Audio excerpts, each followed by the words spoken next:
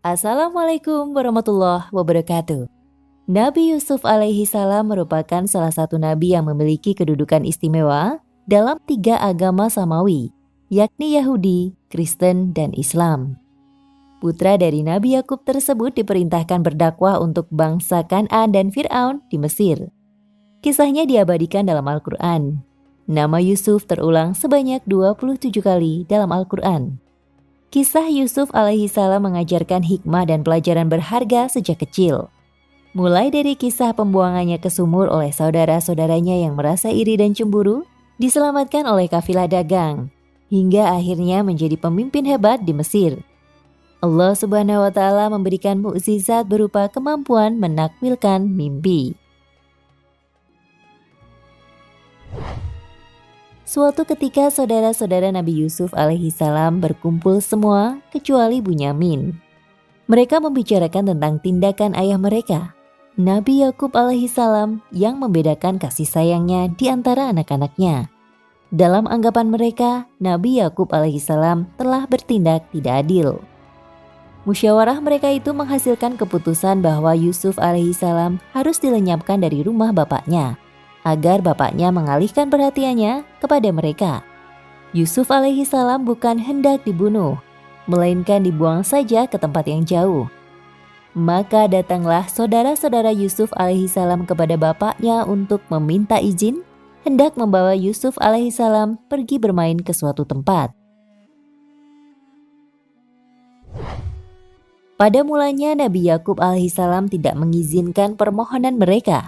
Tetapi dengan bujukan dan desakan mereka, serta janji untuk benar-benar menjaga Yusuf alaihi salam selama di perjalanan, akhirnya bapaknya mengizinkan juga. Dalam Al-Quran, Allah Subhanahu wa Ta'ala menerangkan dengan firman-Nya surat Yusuf ayat 11 hingga 14 yang artinya, mereka berkata, "Wahai ayah kami, apa sebabnya kamu tidak mempercayai kami terhadap Yusuf? Padahal sesungguhnya kami adalah orang-orang yang menginginkan kebaikan baginya. Biarkanlah dia pergi bersama kami besok pagi, agar dia dapat bersenang-senang dan dapat bermain-main. Sesungguhnya kami pasti menjaganya."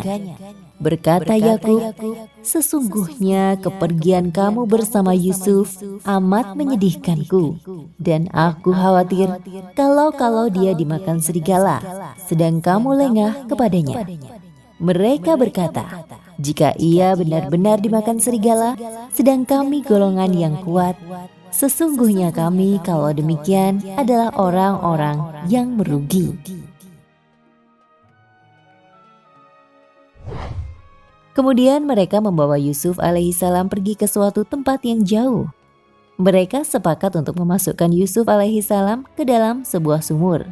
Dan rencana itu telah mereka laksanakan juga. Lalu mereka semua pulang ke rumah bapaknya sambil berpura-pura menangis. Di dalam sumur pinggir hutan, Nabi Yusuf alaihi salam tidak celaka, karena sumur itu ternyata tidak banyak berair.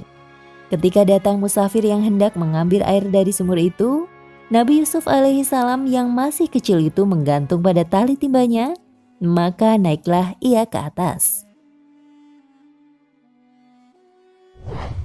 Sang musafir terkejut bukan main, tapi segera ia mengamati Nabi Yusuf alaihi salam. Maka Nabi Yusuf alaihi salam dibawanya ke negeri Mesir, kemudian dijual kepada pembesar di sana. Sumur yang berada di Nablus, Palestina ini diyakini sebagai tempat pembuangan Yusuf oleh 11 saudaranya sewaktu kecil. Tindakan saudaranya itu dipicu rasa cemburu kepada Yusuf. Kisah pembuangan tersebut diabadikan dalam surat Yusuf ayat 12.